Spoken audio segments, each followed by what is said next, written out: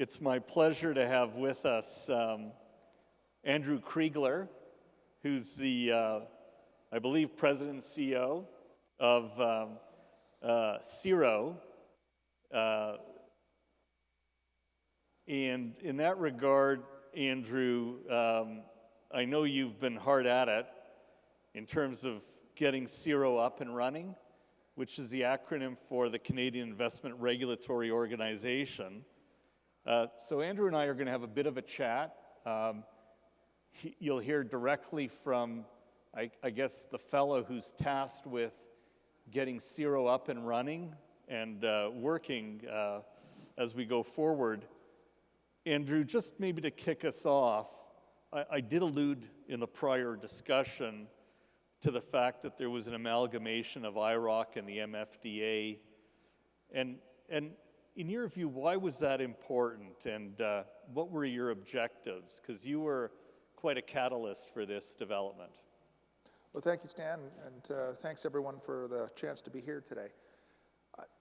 If you go back 25 years when the two predecessor SROs first were operating in the same space, the structure kind of made sense.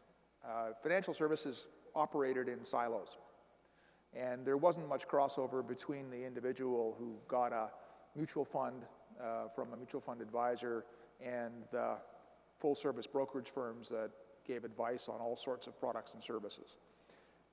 If you fast forward to today, or to 5 years ago, the world had changed a lot.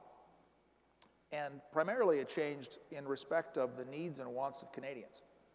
So the industry, unsurprisingly, because it's their bread and butter, followed and started to offer integrated financial services, integrated advice, a bunch of solutions for holistic wealth management and the planning of people's financial futures. Yet the regulatory structure that existed still reflected 25 years ago. And as a result of that, it was very, very difficult for firms to efficiently be able to give people the products, the services, and the advice that they wanted. So it was a question of actually trying to get out of the way a little bit and restructure the regulatory model to reflect the reality that we're all operating in. In terms of the objectives, they're fairly simple. We wanted to make sure, obviously within the boundaries of an investor protection framework that's so important, to be able to let organizations structure themselves efficiently in a way that allowed them to serve their customers best. That's kind of it. Thanks, Andrew. And so you're nine months into the gestation period, I guess. How's it going? Well, it's good. I think the thing to remember is that although the part of the organization that people in this room and your counterparts across the country would see and would be most interested in, that is the coming together of all the regulatory stuff, is the most important. The reality is there's actually two parallel integrations that are going on. The first one is all the regulatory stuff, getting a rule book together, making it easy for firms to structure themselves. Like, it was impossible, some of you will know this, some of you may be surprised, it was impossible for a firm to have both investment dealer representatives, stockbrokers, in the same company as mutual fund people. Just couldn't do it. Well, we needed to facilitate that. We needed to facilitate a lot of other changes. But at the same time, while we're doing all of those regulatory changes, we're also bringing two organizations together. And the most difficult part of any integration is the people stuff. So we've got two groups of people from across the country who are coming together. We had different sets of corporate systems. We had different business systems. We had different cultures. And so that's what we're doing in parallel. And I guess there's a third kind of group of effort that has to be undertaken in all of this. By the time we got to, it was August of 21 that you cited, when the announcement went out that we were going to put the two SROs together, we actually got to the stage where everybody agreed. It was the right thing to do. There were still some different views, of course, on the details and how exactly things should fit together, but that's just normal. But everybody agreed that this had to happen. One of the realities is, by the time you get to that degree of consensus, the right time to have started was probably 5 years earlier. And so we've also got a group of things we need to do, which we should have started on earlier as well. And so there's really 3 chunks of effort that have to be undertaken right now. But it's going well. As I said, the most important, in some ways most difficult part of any integration is the people. And I think we're at the stage now where people are beginning to think of themselves as people who belong to CIRO, not the organizations that they came from. And that's really wonderful to see. Yeah, well, I can relate to that, Andrew. I know in a prior life I was an M&A lawyer, and you used to kind of get the deal done. Everybody gives high fives. You have a closing dinner, and people kind of forgot that in a way that's only start of it, the hard work to integrate and to actually get things to hum and achieve the objectives you sought to achieve. That's the heavy lifting, and I'm happy to hear that you're thoughtful and focused on that, because as I say, in the old days it was, we did the deal, closing dinner, closing trinket, everyone feels great, elated, but do you actually get the juice that you're looking for? So kudos to you, and I know you, and I'm sure you're giving a lot of thought to how to get that blend to come together. Good for you. So what are the 3 most important things that you're focused on at this point in time? So I think there's a couple things. I already alluded to the first, and that is the hard work of the integration, be it the internal part or the rule book and all of the regulatory changes that people are expecting. The second is really to deliver on the promises that we made as part of this amalgamation to begin with. As I said, it took a long time to get to a full consensus, and I think a lot of people have expectations as we close the deal on the 1st of January. Things like making sure that if there are words on the rule book page, while the rule books are still separate, they're interpreted the same way, because they weren't. The same words were interpreted completely differently by the 2 predecessors. And that doesn't allow the industry to function efficiently. We got to fix that. We didn't have rules that were the same around compensation.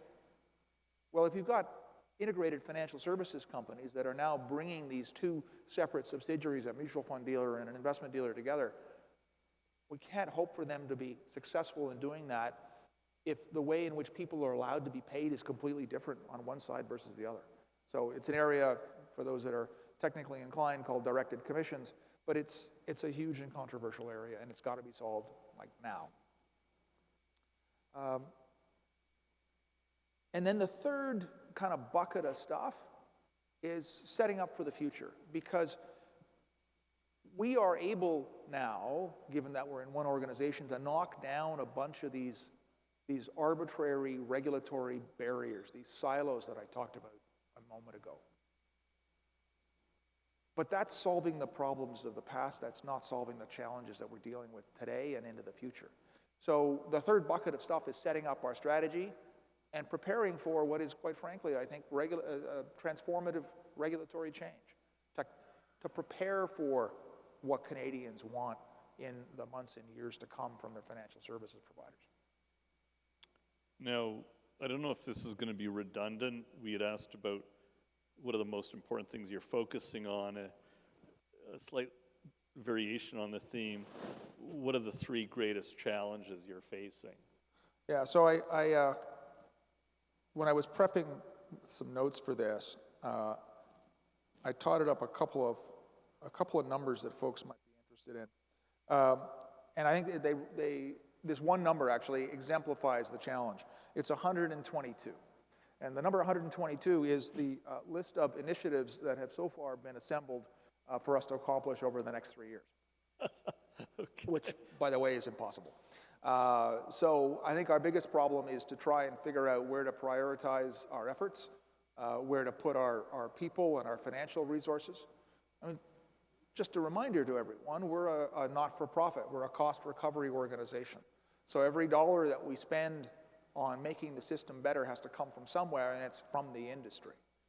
So what we do has to make sense from a value perspective to all of the organizations to which we're responsible, all of the people in organizations, be they consumers, be they our CSA colleagues, and more importantly, as well, the industry itself.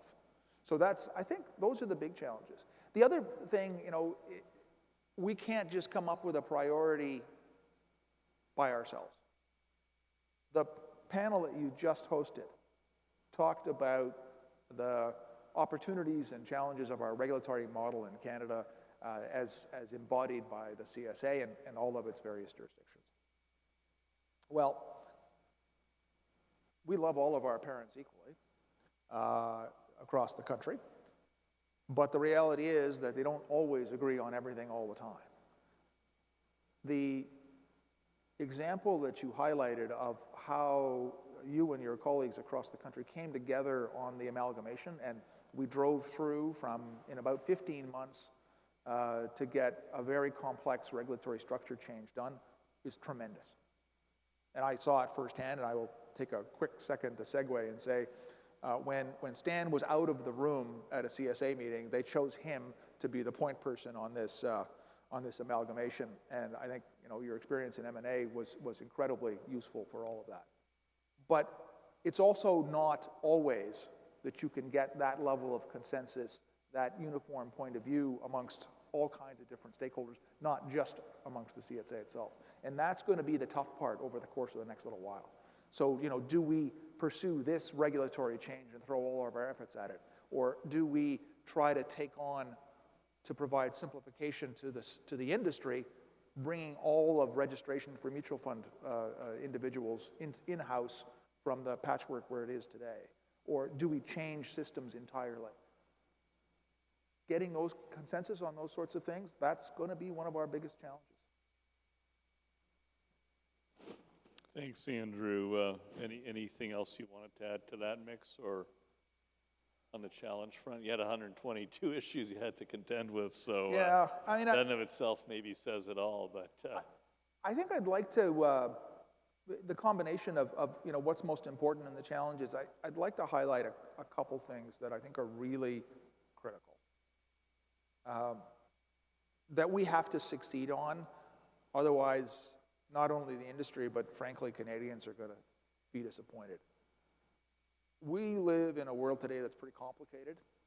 We live in a world where people are on their own to a far greater degree to plan for their financial futures than they have been in a very long time.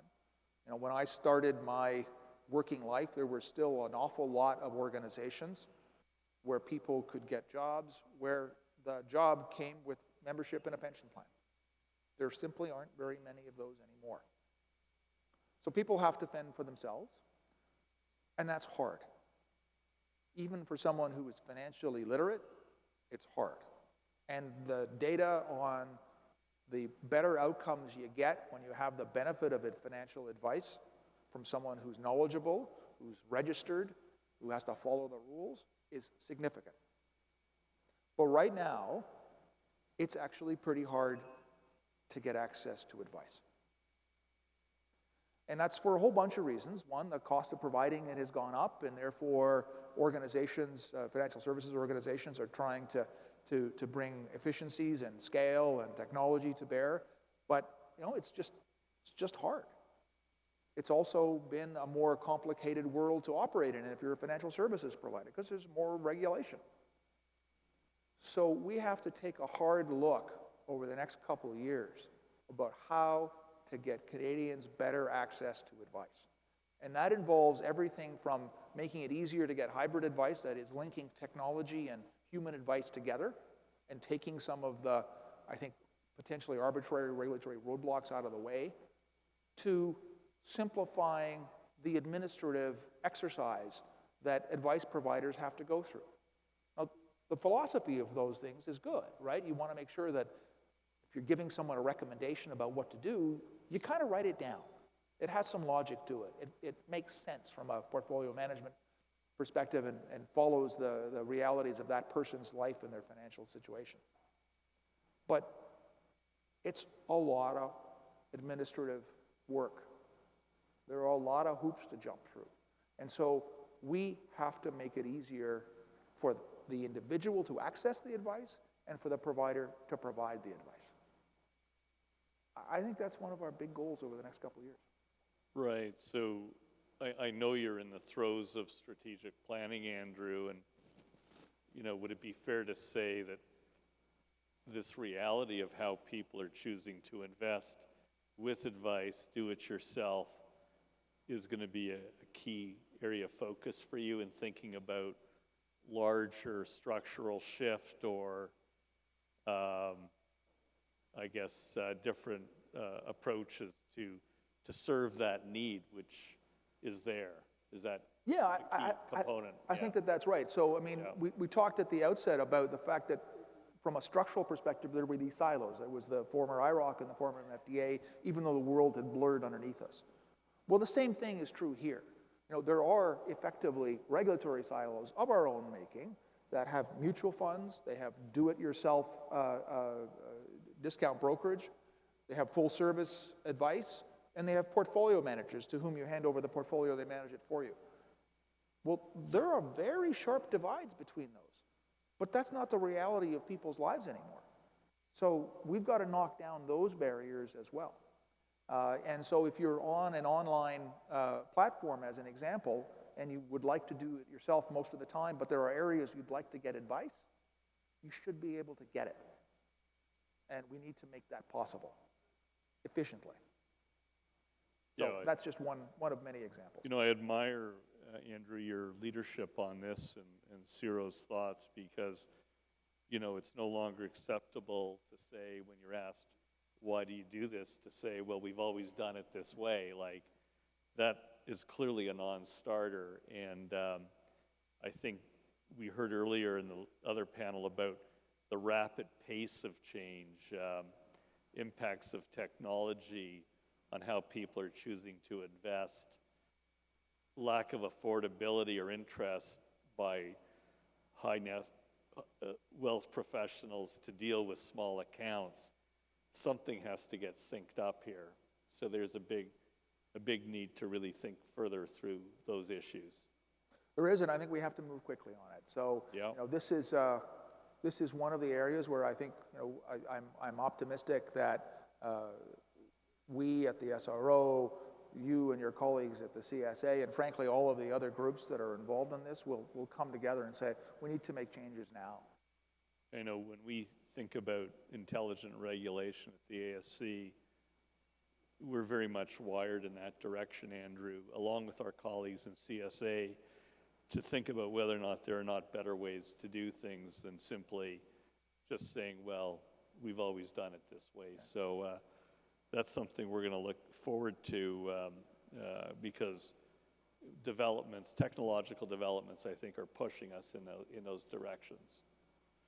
And just cost realities of servicing clients and all of that. How do you feel your new organization or your amalgamated organization is being received by your members? What's your sense of state of the nation with the membership? So far, so good, I think, is probably all that one can say. Because we're an SRO, because we regulate with delegated powers from our colleagues at the securities commissions across the country, the firms had to support this coming together, and they did almost uniformly. I think it was like 98% of the investment dealers and 100% of the mutual fund dealers voted in favor of it. But that was based on a bunch of things: the vision of the future, the promise for what we could deliver, and now we actually have to deliver it. The good thing is, both of the predecessors and now CIRO have a very, very engaged relationship with the industry. And so there are an enormous number of advisory and input committees that do real substantive work. It's not getting together for a coffee and chatting about what it would be nice if we could change, but how do we come together to actually change the rules, change the practices, make things better for the system. And So I think that's very positive, but quite frankly, they're going to hold their opinion until we deliver or we don't. Fair enough. So Andrew, maybe if you could comment a little bit on your relationship with the CSA. You know, I must say I'm not even sure everybody in the room understands the actual structural relationship of you as a self-regulatory organization, us as the CSA, and maybe if you could just even comment on the structure itself. Sure. Your thoughts on whether it's good to have a self-regulatory organization or not, because we do know certain countries actually have opted to, quite frankly, not have SROs, but rather have the regulator do everything. We're down a different track in Canada. So maybe explain a little bit about the structure, the relationship, and your thoughts on how it's working. Sure. So first of all, the way it works is we're a pan-Canadian organization. So we work across the country from one end to the other. But we receive our authority, our power through a couple of different means from each of the jurisdictions, which means in Alberta, we work for Alberta. And in British Columbia, we work for British Columbia. Au Québec, on travaille pour le Québec. What that means is we have 10 bosses, or 13 if you include the territories. Now, I'm a very, very proud Canadian. And so there's absolutely no job that is better in the world than the ability to work for all 10 provinces and 3 territories simultaneously. In part because, as you all know, all provinces agree on everything all the time. But that's the model. And in some ways, leaping off from the kind of conversations that you were having in the previous panel, I think having us as a national self-regulatory organization is the embodiment of the Canadian compromise. Because the responsibility for securities regulation in Alberta belongs to the ASC, to the province and its agency, and the same thing in BC and the same thing everywhere else. But many businesses, many people do stuff across the country. And businesses, if uncertainty is the single most difficult thing for a business to deal with from a regulatory perspective, then inconsistency is the second most important. And so you've got to have consistency from one end of the country to the other. And we are one of the ways in which that is delivered. So what's the relationship like? It's pretty darn good. In fact, I would like to highlight what Brenda Leong said on the earlier panel. She described, it was our predecessors, but she described them as the SRO partners. And that is exactly the way it should be. Good to hear. You know, I agree. I think a collaborative relationship and a recognition that we're all trying to do the right thing and achieving the best allocation to achieve that is hugely important. I'm going to go just slightly off script here for a moment, Andrew, and just ask you if I could in about 2 minutes or less, what keeps you up at night?